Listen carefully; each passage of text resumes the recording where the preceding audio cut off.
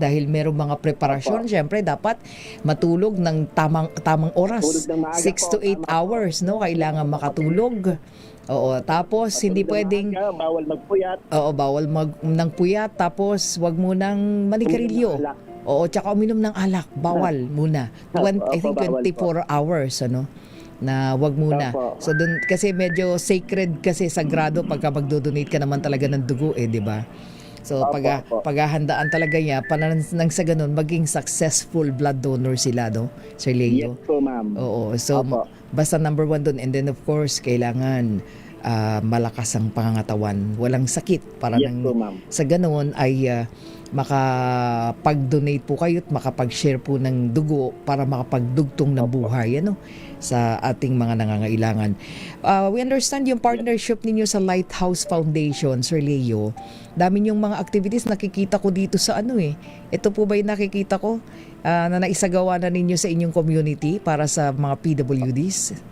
Larong kulturang Pinoy at kultura ng kabataang may kapansanan. Wow. Yes po, yes isa po. to Yan po yung naming last year program po yan. Ang naging ano po namin dyan ay ibalik po yung laro at kultura po ng ating mga kabataan. Nako. Na ngayon po ay galing. unti-unti na pong nawawala sa ating henerasyon ngayon. So, ang ano po namin dyan ay ibalik po yung laro at kultura ng mga kabataang Pinoy noong panahon. Nung para mas wag lang puro gadgets, tama?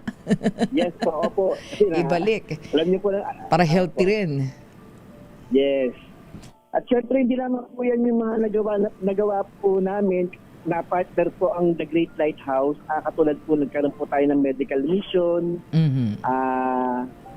Ayan po, marami rin po tayo dyan na natulungan po mga person with disability, nakapag-libre po ng check-up, nagkaroon po sila ng mga libreng eyeglasses, at syempre yung mga libreng blood chem, yung mga x-ray, kaya talagang napakalaking tulong po talaga sa ating mga person with disability dito po sa lungsod po ng Pasig. Oo nga, ang dami mga kabataan. Wow. So isa ito sa natutuwa kami dahil sabi ko nga pagka ang partnership ng mga katulad po natin na nasa public service, nakakatuwa pagka nanganganak, nadadagdagan para sa ganun, mas marami tayong nagkakasama-sama, mas marami din tayong naaabot at lalo na sa hanay nyo rin po na sa sa AKAP. Ayan, nakikita natin ang saya. Ayan. Anyway, dun po sa mga partner natin bukas, sino-sino po ang ating partner para nang sa ganun sila din ay mag-anyaya, magdala ng mga blood donor, Sir Leo? Siyempre, partner po natin dito po lahat po ng mga association po. Lahat po ng mga association ng person with disability sa lungsod ng Pasig. Bukas darating po sila dyan sa ating venue. At siyempre ang ating The Great Lighthouse Foundation, kasama po natin bukas. At siyempre ang alam ko po ang National Kidney po ata ang magko-collect po ng blood natin na mako-collect po bukas. So ayun po yung ating mga kasama bukas. Ayun. At syempre po, Ma'am May, nagpatulong, humingi rin po ako ng assistance po sa ating TPMO ng Pasig. Opo. Mga traffic enforcers. Yes, galing. Opo. Makabala po tayo sa kalye. Po.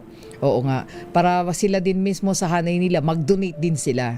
Diba? Yes po, Ma'am. Oo nga. So kita-kita. At syempre, Ma'am May, Opo. yan na po sa ating Mayor Vico Soto na talagang good governance natin na talagang maraming salamat, Mayor. Sa lahat po ng suporta po niyo po sa amin sa AKAP Pasig Federation. Ay oo naman, talaga naman pagdating din sa public service. So kita-kita tayo bukas again, pwedeng as early as 8 o'clock in the morning, Opo. Oo, dyan po sa again ang area natin, Sir Leo. Dito po sa may Barangay Palatiu, The Great Lighthouse Church. Malapit po yan sa kanto ng East Santos Avenue. East Santos Avenue, The Great Lighthouse.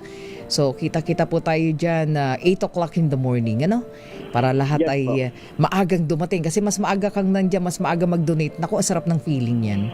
At least medyo maano pa yan, malamig-lamig pa. Opo.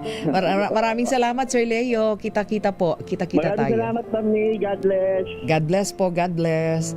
Ayan mga kaibigan, si Sir Leo Glodo, ang President ng PACA Federation Pasig Incorporated. Sila po yung abot kamay na mga may kapansanan ng pagunlad ng Pasigueños. Sila po yung may initiative na magpa-bloodletting, of course, through the Great Lighthouse Foundation. Salamat sa buong team natin. Mamaya standby, meron tayong merong magpapasalamat na bigyan natin ng dugo. Sige nga po. Oras natin, meron na lamang tayong 8 minuto at alas 4 ng hapon na.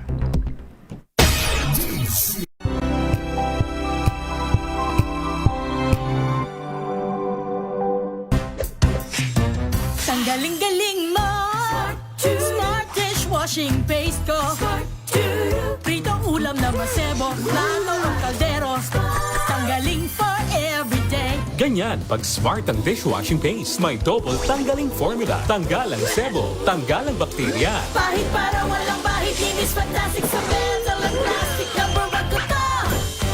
Tanggaling-galing mo, Smart dishwashing paste. ACS.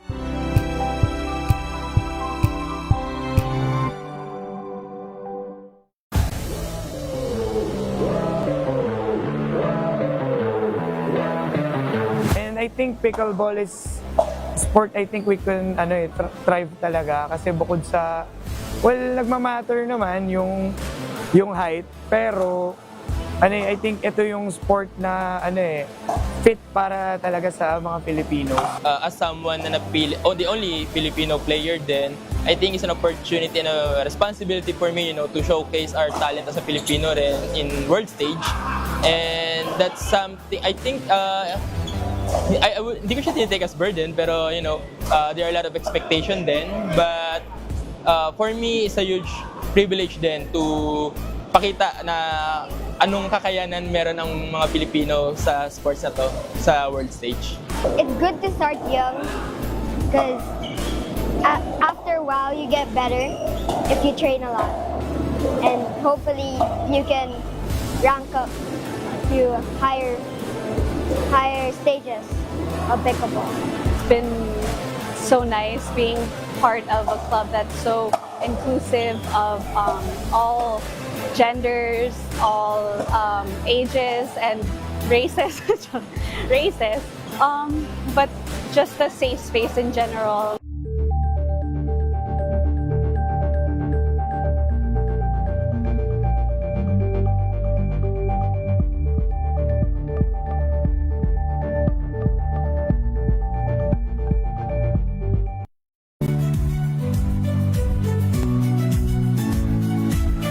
Magandang araw mga kaibigan. Ito po ang inyong balerina ng bayan, si Lisa Macuja Elizalde, na nag-aanyaya sa inyong samahan kami at ang aming mga espesyal na panauhin para sa kalahating oras ng masayang kwentuhan sa aming programang Art to Art, kung saan ang usapang sining at kultura ay para sa lahat. Huwag kaliligtaan, tuwing linggo, alas 3:30 ng hapon, dito lamang sa DZRH Radio, DZRH TV, at via online streaming.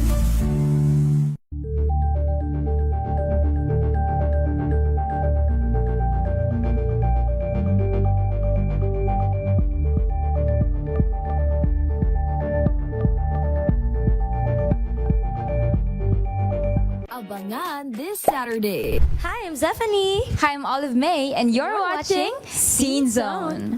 Chikahan with this generation's pop princess Zephanie. One word for both, like big. Big stage and big screen. Kasama ang kanyang Born to Shine co-star na si Olive May. Versatile. Versatile. I guess the versatile is versatile. Ang girls, kumusta rin sa date, friend zone, or ghost? Go na. Go-ghost ko to. Sasagot. Meron na siya. Kasi meron na siya. Para na siya sa ibis. Pag hindi to nag-succeed, eto na. Alas 12 ng tanghali, dito lang sa DZRH TV.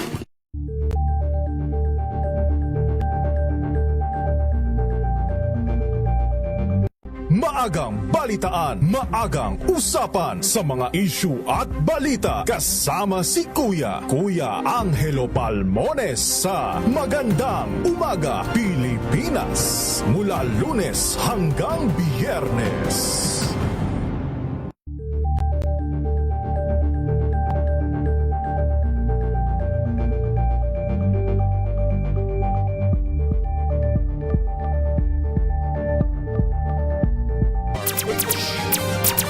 sa pagtulong, sa paglilingkod, sa pag-alalay. Kasama si May Binauhan sa DZRH Public Service Hour. Oras po natin, meron na lamang tayong 3 minuto bago mag-alas 4 ng hapon. Ayan, greet ko lang si Sir Ronel Mayores, ha. Yung the hubby pala ng ating Ma'am Charmy Mayores mula sa office ng Senator Dito Lapid. Magandang hapon po, good afternoon. Shout out din kay Eya, ang aming munting miyembro ng Operation Tulong. Ayan, ang apo ng Lorna Gonzales. Ano na? At sino pa ba? Si Ma'am She. Tama ba? Nakita ko kanina. Ayan. She Cruz ba yun? Sandali lang, ha? Okay, anyway. Puntahan muna natin, mga kaibigan. Meron po tayong isang natulungan ng dugo. Alamin natin, nung pong March, yung anak ni Nanay Yolanda Tangog, na si Sarah Jane, 31 years old, na-diagnose na may CKD, kinailangan pong salinan ng dugo. Makausap natin si Nanay Yolanda. Yan, Nanay Yolanda, magandang hapon. Good afternoon. Magandang hapon po, Ma'am May. Opo, ang anak ninyo si Sarah Jane. Kumusta na po si Sarah Jane ngayon? Tuloy-tuloy. Okay na po siya. Opo. Maayos-ayos na po ngayon siya. So ibig sabihin din na dialysis siya, no, Nanay Yolanda? Hindi pa naman po. Hindi pa Pinaginan naman. lang po siya ng dugo dahil bumaba po ng hemoglobin niya. Nagkulang po siya sa dugo. Ay, sana wag nang madialysis. Naku, mahirap yun. Nga po. Oo. Kaya nga. So ngayon po, ay, kailan po siya nasalinan? Yung March 31. Okay. So, at saang ospital po? Sa hospital po ng Sampaloc, ma'am. Okay. And then yung blood type niya, ayan, nakita ko na. Blood type niya ay... Anong blood type niya ba, Nanay Yolanda? Type O plus po. Okay. So, kinailangang masalinan, dahil nga bumaba yung kanyang, So, ngayon, okay na siya. Naku, mabuti naman. Alam mo, Nanay, natutuwa kami, na makatulong sa mga katulad po ni Sarah Jane. Kaya po kami tuloy-tuloy yung mga bloodletting. Dahil sa pamagitan po ng mga bloodletting na yan, nakakatulong kami sa mga katulad po niya. So, nasa inyo pong pagkakataon, hindi man natin alam kung sino nagmamay-ari ng dugo na yan. Pero yan po ay naipon natin sa pamagitan ng mga blood donation drive ng Operation Tulong. Sige, Nanay Yolanda, pasalamatan natin. Ganda po sa inyo lahat. Maraming salamat po sa pagbigay ng tulong sa amin mag-ina, sa pagbibigay ng donor ng dugo. At sana po ay marami pa po kayong matulungan. Maraming salamat pa nakaraos po yung aking anak. At sana po ay magtuloy-tuloy po ang inyong serbisyo pang marami pa po kayong matulungan sa DZRH. Opo, at yung dugo po ay kinuha ninyo sa aming partner hospital ng MBD Operation Tulong, Our Lady of Lourdes. Ano po, sa blood bank? Opo, sa Lourdes po. Opo. Ayun, naku. So pakisabi kay Ate Mary, kay Sarah Jane, magpalakas at magpagaling, Nanay, ha? Opo, nagtitik naman po siya ng dugo ngayon, ay ng gamot. Ng gamot, opo. Ayan, magpalakas. Pero hindi, pumapasok ba siya? Tama po ba? Nanay Yolanda? Nagano po siya, nagsa-sidecar po siya. Sige. Driver po ng sidecar. Ng sidecar. Okay. Opo. Oo, mag-ingat po, ha. Pakisabi sa kanya. Opo. Mag-ingat at magpalakas, lalo na mainit ang panahon. Pati ikaw, Nanay Yolanda. Opo. Okay, sige. Sige po, maraming salamat. Maraming salamat din po sa tulong niyo. Okay, wala pong anuman. Ayan, maraming salamat of course sa ating MBD team, MBD team natin, Ayan, sina Sir Noli, Sir Choi, and Sir Steve. Thank you at sa buong team natin. Salamat sa ating partner hospital, Our Lady of Lourdes, sa blood bank. Thank you so much at natulungan natin si Ate Sarah Jane Tangog na nangailangan po ng dugo. Ayan, batiin lang natin. Hindi, magpapa-announce lang. Ako, nakikinig sa akin, nanonood sa akin ng Lola Amparo Torrenueva ko. I-announce ko daw yung aming Balintek Martinez.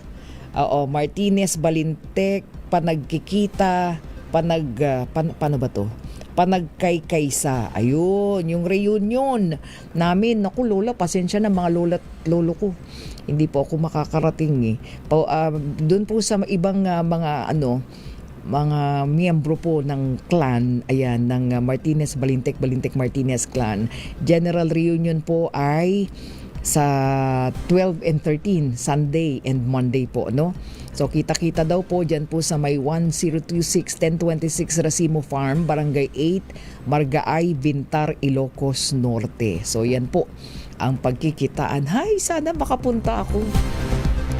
Ayan po. Anyway, wala na po tayong oras. Ayan, maraming salamat po, no, sa patuloy na pagtutok sa atin dito po sa Public Service Hour at doon po sa mga nanonood ngayon. Ayan, si Michelle nga yung nakita ko kanina. Ladi ko na mabalikan. Ayan, thank you po sa mga tumutok. Ayan, maraming salamat Iza, Gabriel at sa ating magdiwang Operation Tulong.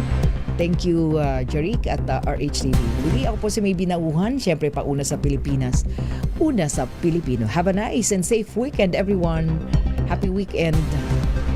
Susunod na po, Mayor Lakay Deo Magkalma at Miss Thea Petro Corpus sa programang DZRH Break Time. Susunod na. This time check is brought to you by AC.